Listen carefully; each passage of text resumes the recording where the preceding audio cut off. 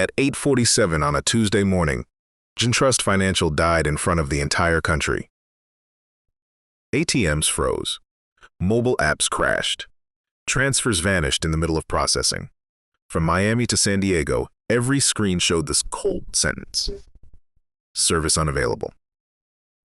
And 2 miles away, I sat in a corner of a Starbucks, holding a cup of coffee I had already let go cold, reading the alerts stack up on my phone one after another, knowing exactly why it was happening. 15 minutes earlier, they had fired me, one day before my pension of $2.8 million was set to vest. Before I tell you how a billion-dollar bank learned my name the hard way, take a second and subscribe, because this is a story that only makes sense if you hear all of it. My name is Russell Hayes.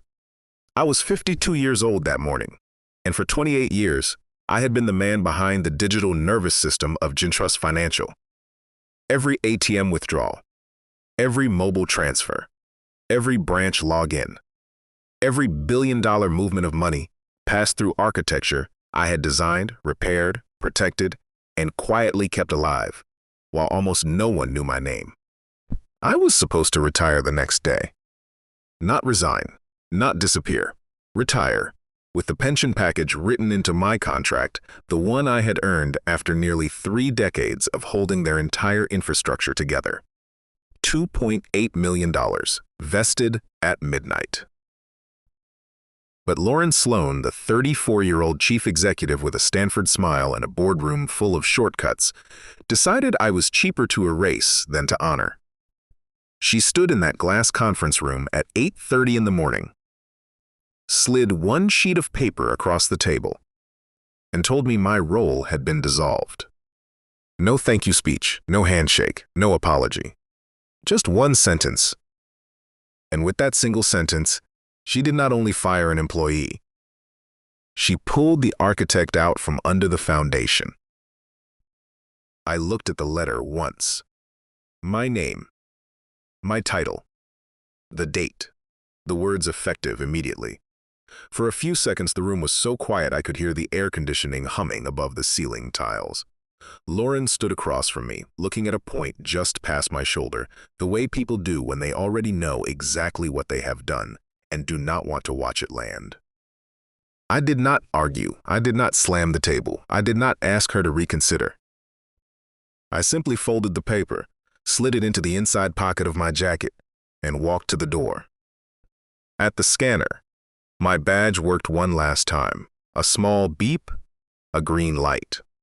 Then I stepped out into the hallway I had walked for 28 years, past the photographs of executives who had come and gone, and I kept my face perfectly still until I reached the elevator.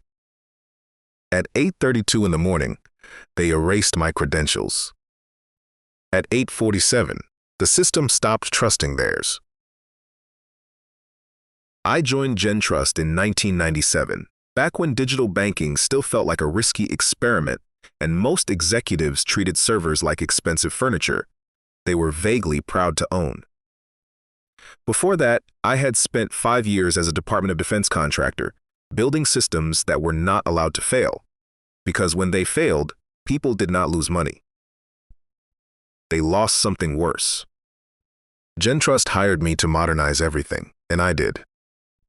I rebuilt their transaction infrastructure from the ground up: authentication layers, fail-safes, recovery protocols, encryption paths, the silent machinery no customer ever saw, but every customer leaned on without ever knowing it was there. Over the years, that architecture grew into the core of a $340 billion institution, 847 branches, 43 states. Roughly $24 billion in transactions moving through it on an ordinary day. Every withdrawal, every deposit, every wire, every loan payment, every branch login passed through systems I had designed around one belief that I never once compromised. Trust had to be earned before access was granted. To the board, it was technology. To me, it was a foundation. And foundations only hold when the people standing on top of them respect the weight they are asking it to carry. The first crack appeared about 15 years before Lauren ever signed her name to my termination. I was reviewing transaction logs after midnight, the way I sometimes did when something in the numbers felt slightly off, and I found patterns that did not belong there. Small transfers, repeated routing loops, accounts that looked clean on paper, but moved money the way someone moves through a house they are not supposed to be in. Careful, quiet, wiping the doorknobs on the way out. It pointed to internal laundering. Not a mistake, not a glitch. Someone inside GenTrust was using the system I had built to move money they should never have been allowed to touch. I brought the evidence to the executive board. Charts, timestamps, account trails, everything documented, everything dated, everything defensible. They thanked me for my diligence. Then they buried it. Within a week, I stopped getting invited to strategy meetings. My oversight access was quietly trimmed, and almost overnight, I was no longer thorough. I was difficult. It is a small word, but it follows you. I felt it in handshakes that lasted half a second too short, in conversations that ended when I walked into the break room. A few years later, they tested me again. This time it came from the chief financial officer himself. He walked into my office near the end of a quarter, closed the door behind him with a soft click, and set a folder on my desk like it was nothing. Inside were asset reports with numbers that looked polished, impressive, and completely wrong. Just a harmless adjustment, he said. Nothing that changes the big picture. But I knew what it was. Inflated values, borrowed confidence, a lie wearing a clean suit. One signature from me on the right page, and the quarter would look exactly the way they wanted it to. Then he sweetened it. He told me that with one signature, GenTrust would quietly fund my son's college education. Full ride, no loans, no burden on my family. He said the word Ivy League, the way some men say a woman's name. For a moment, I thought about Nathan. He was a teenager then, smart, anxious about money in the way kids are when they have heard their parents whisper about it through a bedroom wall. I thought about what that offer could mean for him. Then I pushed the folder back across the desk. No. The scholarship vanished the moment I said it. Nathan went to a state school and graduated with $180,000 in student loans. I spent the next 8 years helping him pay them down, a little every month. Money that could have been a boat, a cabin, a long retirement somewhere warm. Ethics have a price. I paid mine every single month, and I never once told my son why. That was when I started building Guardian. Not because I wanted revenge, not because I wanted to hurt GenTrust. I built it because I had finally learned something the hard way. Institutions do not protect integrity on their own. Integrity has to be built into the walls, or it does not survive contact with the people in charge of the budget. Guardian was my boundary. Nothing more dramatic than that. If GenTrust honored the retirement agreement, if they let me leave the way the contract said they would, with documentation and a clean succession and the pension I had earned, then the system would transition without a ripple. No drama, no collapse, no headline, just an old man walking out with a box and a handshake. But if they removed me by force, if they broke the ethical contract that held the whole architecture together, Guardian would not strike back. It would simply stop trusting the people who had just proven they could not be trusted. I hoped for 15 years that I would never need it. I built it anyway. Guardian ran on one simple principle: power means nothing without trust. It lived deep inside GenTrust's foundation, below the dashboards, below the admin tools, below everything the executives liked to point at during investor presentations. It was not a button. It was not a secret password I could type from a phone. It was the system pausing to ask one quiet question before it obeyed anyone at all. Is the original architect still being honored under the agreement that built this place? If the answer was yes, everything continued exactly as normal. Access worked. Succession worked. Billions of dollars moved every day and nobody felt a thing. But if my status was revoked before the agreed retirement transition, Guardian would stop trusting the chain of command above it, not out of anger. Because authority without integrity is just noise, and the system had been built to ignore noise. Lauren Sloan never understood that. To be fair, she never tried. When she looked at me, she did not see a foundation.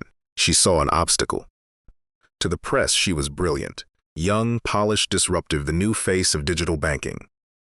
She spoke in slogans, smiled for cameras, and called every dangerous shortcut an innovation strategy.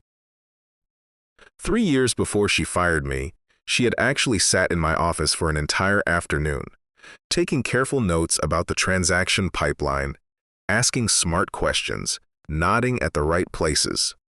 Back then, I thought she wanted to understand the machine she had inherited. But power changed her faster than understanding ever could. Soon I was no longer the architect who kept GenTrust breathing. I was legacy. A dinosaur. A problem from an older generation that did not move fast enough for the slides she liked to present. She wanted faster systems, cleaner headlines, and people who said yes before she finished the sentence. I was inconvenient, and inconvenient people get scheduled for 8:30 meetings. The part that stayed with me was not the insult. I had been called worse by better people. It was the silence after the warning. A few months before my retirement date, I submitted a report titled Ethical Exit Protocols. 47 pages. Everything was in it. Guardian's purpose. Its single trigger condition. The correct transition process. The plain, specific risk of removing the original architect before the agreed retirement date. I marked it urgent. I sent it to Lauren, to legal, to compliance, and to the full executive board. Then I watched the document tracker, the little log that shows who opens a file and when. 0 views. Not one person opened it. 2 weeks later, Lauren's assistant replied with a single line. We have decided not to prioritize legacy protocol reviews at this time. Legacy. That word hit harder than dinosaur ever had. I was not asking them to worship me. I was not asking for a plaque or a speech. I was asking them to read the instructions before they unplugged the foundation of a $340 billion bank. They could not be bothered to click a file. And that was the entire difference between an orderly retirement and a national banking blackout. 1 click. At 8:32 in the morning, my employee status changed from active to terminated. That was all Guardian needed. The system did not panic. It did not explode. It did not send threats or delete files or reach out and break anything. It simply began the countdown I had documented years earlier, 15 minutes. A final grace period built in for anyone who might suddenly understand what they had just done and reverse it before the line was crossed. No one understood. No one reversed anything. They were already moving on to the next item on the agenda. At 8:47, Guardian finished its check. The original architect had been removed before the agreed retirement transition. The ethical contract was broken. The trust condition had failed. So the system made the only decision it had ever been built to make. It stopped recognizing authority without integrity. From that moment, badges, passwords, admin keys, and executive overrides meant nothing. GenTrust still had power. Buildings, branches, servers, money. It simply no longer had the one thing underneath all of it: trust. By 9:05, my phone started ringing. The first call came from a number I did not know. I let it go. The second came from GenTrust headquarters. I watched the screen light up and fade to black. The third call was Lauren. That one almost made me laugh. Almost. Instead, I turned the phone face down on the little Starbucks table and listened to the hiss of the espresso machine behind me, the ordinary sounds of an ordinary morning for everyone in the room except me. I knew what she wanted. She wanted me to pick up. She wanted me to say there was an override, a hidden command, a back door. She wanted me to walk back into that glass tower, type a few lines, restore the system, and let everyone pretend the morning had simply been a misunderstanding. But Guardian was not a switch I could flip for her comfort. The moment they revoked my credentials, the condition became permanent. The system had recorded the breach. It had the timestamp. It knew exactly who broke the contract and when. Lauren wanted a rescue. She had already walked past the last point where rescue was possible, and she did not even feel the ground change under her feet. At 11:05, the offer arrived in my inbox. The subject line read, "Urgent Employment Reinstatement Offer, Confidential." I opened it in my garage with sawdust still on my hands from the oak desk I had been building for 2 months, the news still screaming from my phone on the workbench. Full reinstatement. Retroactive to that morning. Double my pension. Immediate compensation of $5.6 million. All I had to do was sign and return to headquarters by noon. 20 minutes later, a courier knocked on my door with the same contract in a sealed envelope. They had moved fast. Legal had reviewed it. Lauren had signed it. The board wanted it done before the market fully understood how bad this was. But speed was not the problem anymore. Timing was. They were trying to buy back trust after the system had already watched them break it. I called the number at the bottom of the contract. Lauren answered before the first ring finished. "Russell, thank God, we are making this right.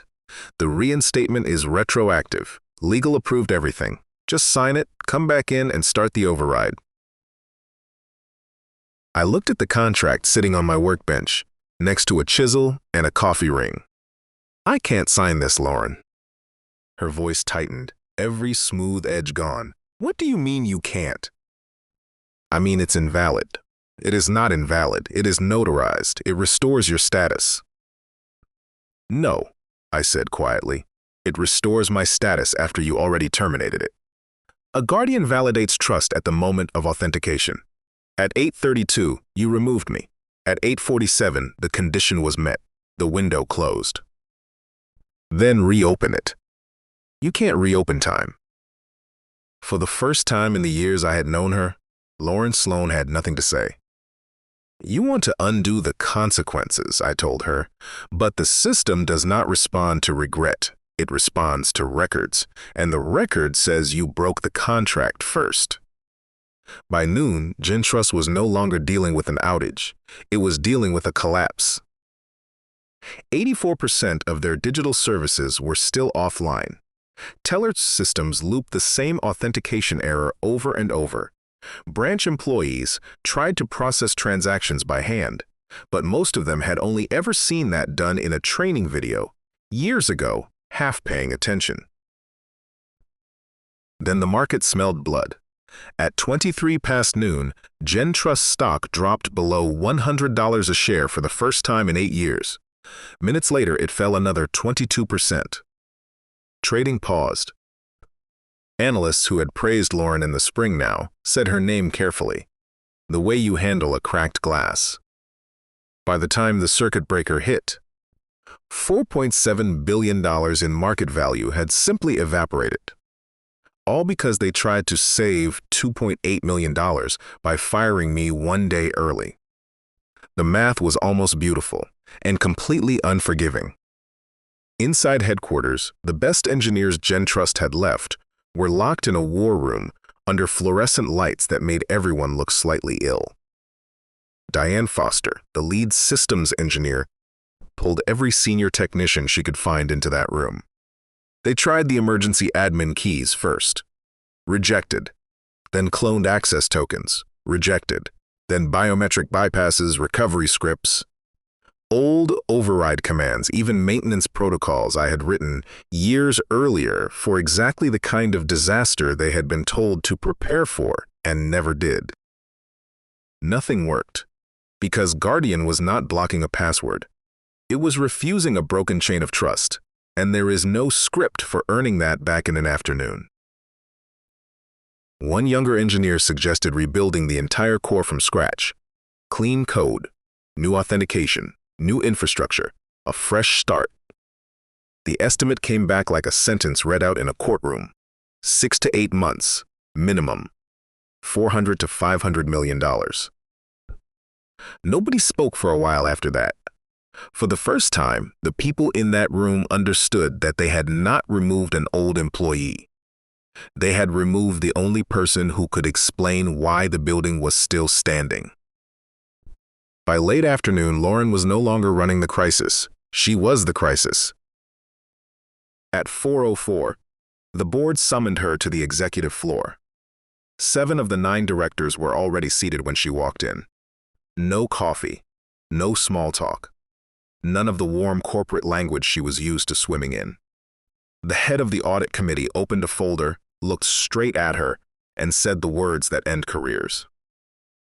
"Mr. Sloan, this board is opening a formal inquiry into executive negligence, the reckless termination of critical personnel, and the resulting financial damage to shareholders." She tried to answer. The room had already moved past her. The smile that worked on cameras did nothing in there. Her decision-making authority was suspended on the spot. For the first time, everyone could see it plainly. This was not a glitch. This was a leadership failure with a timestamp on it. But the real explosion came at 5:14. A junior counsel, digging through old architecture files looking for anything that might help, found a footnote buried in the metadata. Copyright 2012, Hayes Systems LLC. Patent application filed June 12, 2012. At first, legal assumed it was a clerical error. Then they opened the patent documents. Then the room went very quiet. Guardian was not just an internal GenTrust protocol.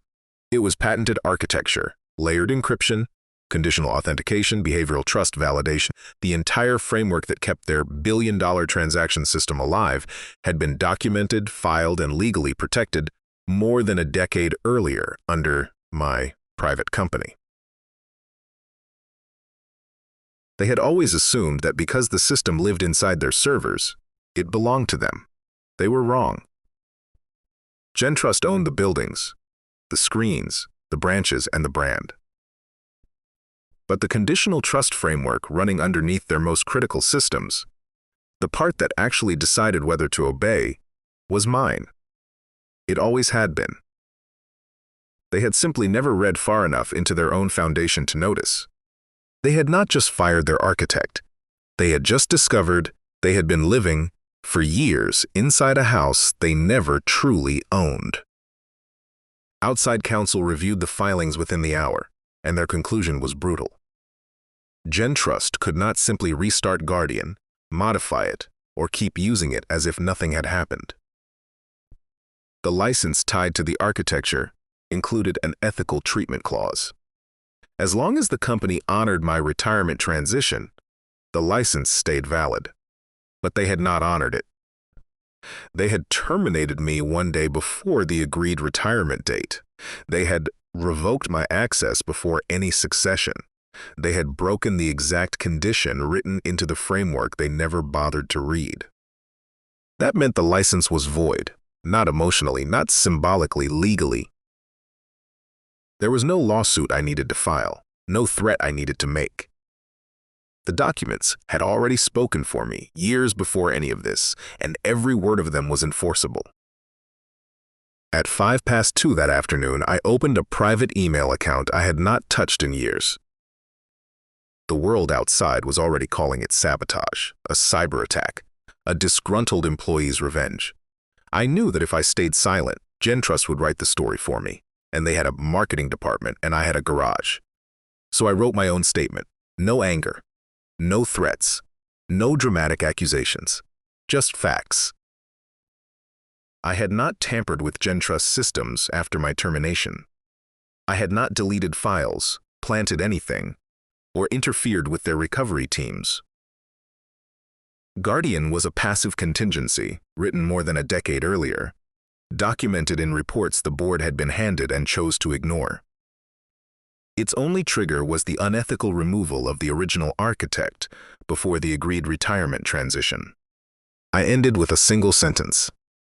I do not wish harm on the institution. I only withdrew the one thing I truly owned, my trust. Then I attached the old warning email from 2015, the one where I told them exactly what would happen if their systems ever outgrew their ethics.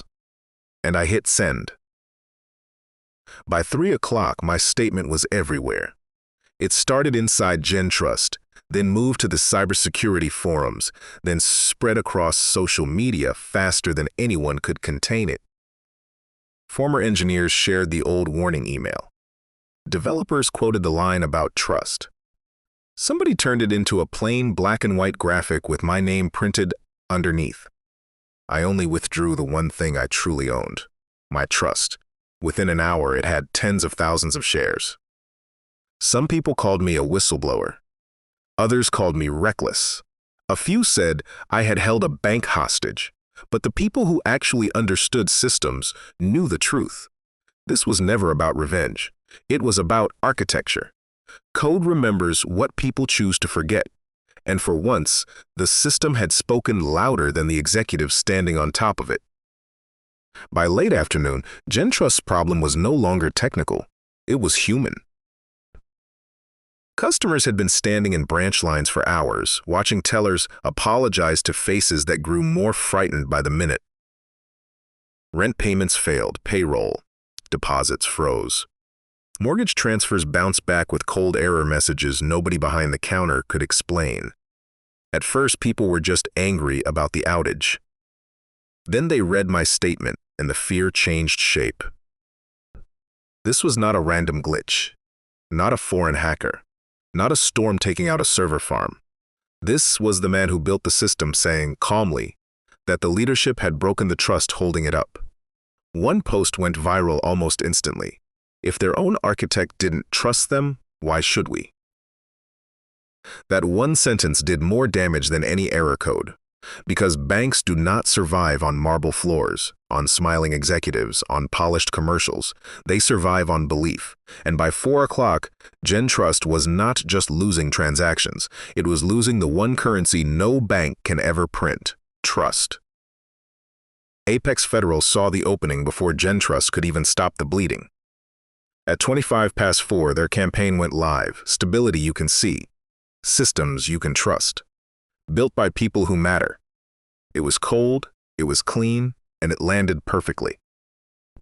By then, GenTrust's wealthiest clients were already scared. Private banking customers, corporate accounts, high net worth families who do not sit and wait when billions are trapped behind an error screen. Within hours, transfer requests flooded in. 42% of GenTrust Premier clients began moving assets or closing accounts outright. Inside GenTrust, the executives called it opportunistic. The customers called it common sense. A bank that could not protect its own foundation could not be trusted with anyone else's future. The call that changed my life came 3 days later, on a quiet Sunday afternoon. I was in the garage, rubbing tongue oil into the oak desk I had spent 2 months building when my phone rang. The caller ID said Apex Federal Corporate. I almost let it go. Then I wiped my hands on a rag and answered. Mr. Hayes, this is Thomas Caldwell, Chief Executive of Apex Federal. Do you have a few minutes? I've got time. He did not waste any of it. Apex wanted me as Chief Systems Architect, full authority over technical decisions, a seat on the board, veto power over any architecture change, a base salary of $480,000, plus equity that would vest over 4 years. It was a serious offer, but money was not what made me set down the rag. I read your Guardian documentation, Caldwell said, all 47 pages. I made notes in the margins. For the first time that week, I was silent for a reason that had nothing to do with anger. Someone had finally read the foundation before asking to stand on it. After 28 years of being treated like a tool, someone had finally treated my work like a legacy. After years of warnings buried in unopened files, someone had read every word. and after losing the retirement I had earned, I was being offered the one thing GenTrust never gave me at the end: respect. That was the real difference. Apex was not calling because they needed a miracle repair. They were calling because they understood why GenTrust had fallen. Caldwell did not ask me how to control Guardian. He asked me how to build a company that would never need something like it in the first place. He talked about ethics in design, about succession planning, about protecting engineers from executives who only understood quarterly reports. He wanted a system that could last because the culture beneath it was strong enough to deserve one. For the first time in years, someone was not treating me like old machinery. They were treating me like the man who knew why machinery fails. And maybe that, more than the salary or the title, was the actual offer. That same afternoon, Nathan came by with 2 paper bags of sandwiches and the careful smile sons use when they are trying not to look worried about their fathers. He found me beside the finished oak desk. For a while we just ate, no speeches, no dramatic questions, the radio playing low and a band of sunlight crossing the workbench. Then he ran his hand over the smooth wood. "This is beautiful, Dad." "Built it slow," I said. "That usually helps." He smiled, but his eyes stayed serious. "You know people online are calling you a legend, right?" I shook my head. "I'm not a legend. I just built something correctly and refused to let them pretend it didn't matter." He looked at me for a long moment. "That's the best part," he said. "You didn't have to scream. You didn't have to destroy anyone. You just set a boundary so strong that when they crossed it, the truth answered for you." Hearing my son say that meant more than every headline in the country. Before he left, I remembered the box in the bottom drawer of the cabinet, still unopened since Tuesday morning. Cigars. Good ones, legal ones. I had bought them for my last day at GenTrust, planning to hand them around to the technical team after 28 years of keeping the lights on together. That retirement never happened, so I opened the box and held one out to my son. "Saving these for something?" he asked. "I was," I said, "but this works too." We lit them in the garage, smoke curling up toward the rafters while the radio played. Outside, GenTrust was still coming apart on every news channel in America. Inside, I had my son, a finished desk, and something I had not felt in a long time: peace. Nathan raised his cigar. "To foundations." I raised mine back. "To foundations." 3 months later, I accepted Apex's offer. Not quickly, and not because I needed anyone to rescue me. I negotiated every line. Board seat, yes. Veto power over architecture decisions, non-negotiable. Equity vesting over 4 years, protected by clauses written plainly enough that no future executive could pretend not to understand them. And one more condition. If Apex ever violated the ethical framework we agreed to build together, I could walk away immediately. No punishment, no spectacle, just a boundary in plain language. Caldwell agreed to all of it. On my first day, he walked me into an office with real windows looking out over downtown. My oak desk was already there, the one I had built in my garage while GenTrust collapsed on the news behind me. Caldwell handed me a binder. Inside was my Guardian documentation, printed, highlighted, full of notes in the margins. "We're not copying your past," he said. "We're learning from it." He called the new framework Foundation. Not because it sounded good in a press release, but because he understood what the word actually meant. Foundation would not be a weapon. It would be a culture written into code, ethical exits, documented succession, leadership held accountable, real protection for the people who keep the systems alive. For the first time in years, I was not building a defense against betrayal. I was building trust with people who already knew it had to be earned. GenTrust survived, but never the way it had before. They hired an outside firm to rebuild the core from scratch. The first estimate was painful. The final number was worse. $480 million, and still climbing by the time the first replacement modules went live. The stock recovered a little, but never fully. Some clients came back. Many never did. The premier accounts they lost to Apex became a permanent scar on every quarterly report. Lauren resigned 6 weeks after the collapse. The official statement said she was leaving to pursue new opportunities in digital transformation. Corporate language has always been good at hiding ruins behind clean words. I did not celebrate when I heard. I did not feel victorious watching GenTrust limp forward without the foundation it once took for granted. What I felt was quieter than that. The structure had held. The documents had held. The boundary had held. And for once, the people who treated ethics as optional had paid the real price of ignoring them. People expected me to feel satisfied, maybe even proud. But the truth is, I never wanted GenTrust to fall apart. I gave that place 28 years. I protected it. I woke up in the middle of the night when a server hiccuped 3 states away. You do not give that much of your life to something and then stand there cheering while it burns. I was not celebrating destruction. I was respecting consequence. Guardian did exactly what it was built to do. It protected the system from leadership that believed foundations could be ignored, architects could be erased, and ethics could be treated like optional paperwork. I did not punish anyone. I simply built a boundary they could not step over without revealing who they really were. In the end, that was the lesson GenTrust learned too late. Systems are not just code. They are trust, written line by people who understand what failure actually costs.